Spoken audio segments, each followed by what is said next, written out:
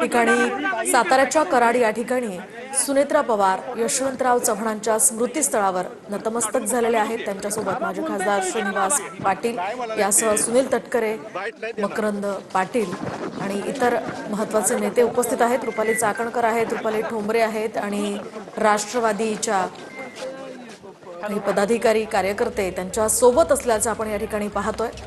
यशवंतराव चव्हाणांच्या स्मृतीस्थळी उपमुख्यमंत्री सुनेत्रा पवारांनी अभिवादन केलंय आणि आता त्या निघालेल्या आहेत। कराड या ठिकाणी विदीप जाधव जे अजित पवारांसोबत विमान अपघातात त्यांचं निधन झालं, त्यांच्या घरी त्यांच्या कुटुंबियांची सांत्वनपर भेट घेण्यासाठी सुनेत्रा पवार आता निघालेले आहेत।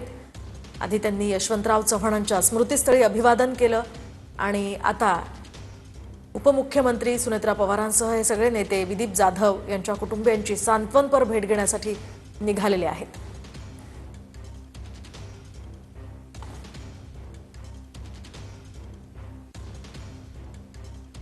तर आपण पाहतोय सुनेत्रा पवार यांच्या सोबत श्रीनिवास पाटील जे माजी खासदार आहेत ते सुद्धा उपस्थित होते आणि आता तटकरे, मकरंद पाटील, रुपाली चाकणकर, रुपाली ठोंबरे आणि इतर काही महत्त्वाचे नेते राष्ट्रवादीचे हे आता निघालेले आहेत। साताऱ्यामधील कराड या ठिकाणी अजित पवारांचे सुरक्षा रक्षक विदीप जाधव यांच्या कुटुंबियांची सांत्वनपर भेट घेण्यासाठी हे सगळे निघालेले आहेत। उपमुख्यमंत्री सुनेत्रा पवार या सुद्धा आता यशवंतराव चव्हाण यांच्या स्मृतीस्थळावर अभिवादन संगमावर दाखल झालेले आहेत। स्वर्गीय यशवंतराव चव्हाण यांच्या स्मृतीला त्यांनी अभिवादन केलेलं आहे आणि यावेळेस त्यांच्यासोबत आपण जर बघितलं तर प्रदेशाध्यक्ष सुनील तटकरे असतील, त्याचबरोबर रुपाली चाकणकर असतील, या सगळ्या नेत्या देखील उपस्थित असल्याचं आपल्याला बघायला मिळते। आपल्यासोबत रुपालीताई चाकणकर आहेत। ताई, आपण बोलण्याचा प्रयत्न करूयात। ताई, काय सांगाल, आज एक वेगळ्या मानसिक स्थितीमध्ये आपण या ठिकाणी स्वर्गीय यशवंतराव चव्हाण साहेबांच्या विचारांचा वारसा घेऊन शिवशाहू फुले आंबेडकरांची विचारधारा आदरणीय दादांनी कायम आयुष्यामध्ये अवलंबली। गेल्या 2.5 वर्षामध्ये दादांनी जो काही निर्णय घेतला, त्याच्यानंतर अनेक निर्णय घेत असताना खऱ्या अर्थाने सर्वसमावेशक सर्व समाजाला बरोबर घेऊन आदरणीय दादांनी समाज घटकांसाठी काम केलं।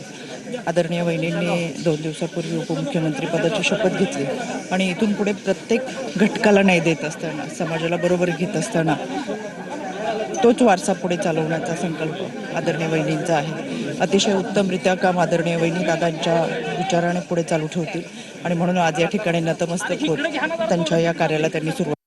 दादांचं भावनिक नातं या प्रीतिसंगमाशी अनेकदा बघायला मिळालेलं होतं, काय आज भावना? खरं तर आपल्याला माहिती आहे, दादांनी अगदी काही घटनांबाबत, चुकांबाबत जरी दिलगिरी व्यक्त केली किंवा अनेक वेळा त्यांनी या ठिकाणी येऊन नतमस्तक होत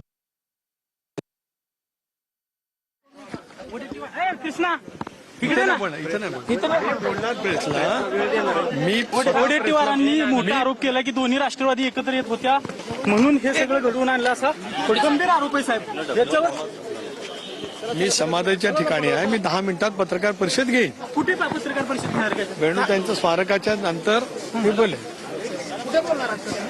वेणुताईंच्या स्मारकाला जातोय दर्शन घ्यायला, ते झालं की बहिणी साहेब निघतील, मग मी बोलतो, मी बोलणार, मी सविस्तर बोलणार। ओके, ठीक। गाडी कुठे आपली बघ, फोन करा आता। तटकरे हे थोड्याच वेळात पत्रकार परिषद घेणार असल्याचं त्यांनी सांगितलेलं आहे। त्यांच्यावर जे आरोप केले जात आहेत त्या संदर्भात आपण सविस्तर बोलणार असल्याचं सुनील तटकरे यांनी म्हटलेलं आहे। तर आता प्रीतिसंगमावरून उपमुख्यमंत्री सुनेत्रा पवार, तटकरे आणि हे महत्त्वाचे नेते निघालेले आहेत। कराड इथल्या विदीप जाधव यांच्या कुटुंबियांची सांत्वनपर भेट घेतल्यानंतर सुनेत्रा पवार निघतील आणि त्यानंतर आपण पत्रकार परिषद घेणार असल्याचं सुनील तटकरे म्हणाले। त्या आधीची ही दृश्य आपण पाहतोय।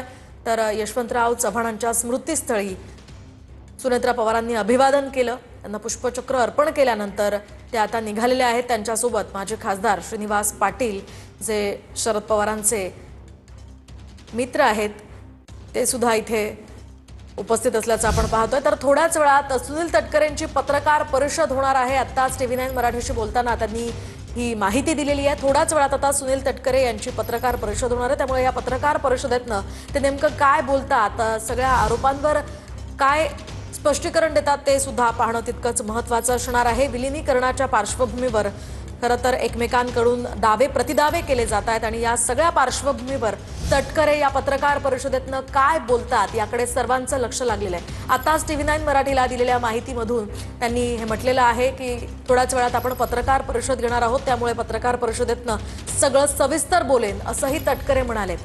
त्यामुळे आता त्यांच्या या पत्रकार परिषदेकडे सर्वांचं लक्ष लागलेलं आहे. तर सुनेत्रा पवार या ठिकाणाहून निघाल्या की आपण पत्रकार परिषद घेणार असल्याचं सुनील तटकरे यांनी TV9 मराठीशी बोलताना सांगितलंय. तर साताऱ्यातल्या कराड या ठिकाणी यशवंतराव चव्हाणांच्या स्मृतीस्थळावर उपमुख्यमंत्री सुनेत्रा पवार यांच्यासह या महत्त्वाच्या नेत्यांनी अभिवादन केलं आणि त्यानंतर आता सुनेत्रा पवार या विदीप जाधव यांच्या कुटुंबियांची सांत्वनपर भेट घेण्यासाठी निघालेले आहेत. तर दुसरीकडे थोड्याच वेळात आता सुनील तटकरे यांची पत्रकार परिषद होणार आहे.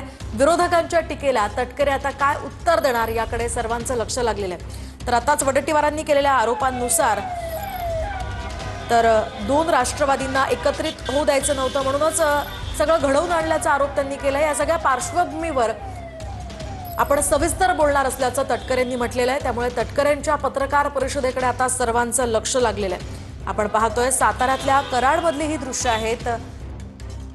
तर यशवंतराव चव्हाण यांच्या स्मृतीस्थळावर अभिवादन केल्यानंतर सुनेत्रा पवार या विदीप जाधव यांच्या कुटुंबियांची भेट घेण्यासाठी निघतील आणि त्यानंतर सुनील तटकरेंची सविस्तर पत्रकार परिषद होणार आहे. या पत्रकार परिषदेतनं ते काय बोलतात, विरोधकांच्या टीकेला काय उत्तर देतात ते पाहणं अतिशय महत्त्वाचं आहे.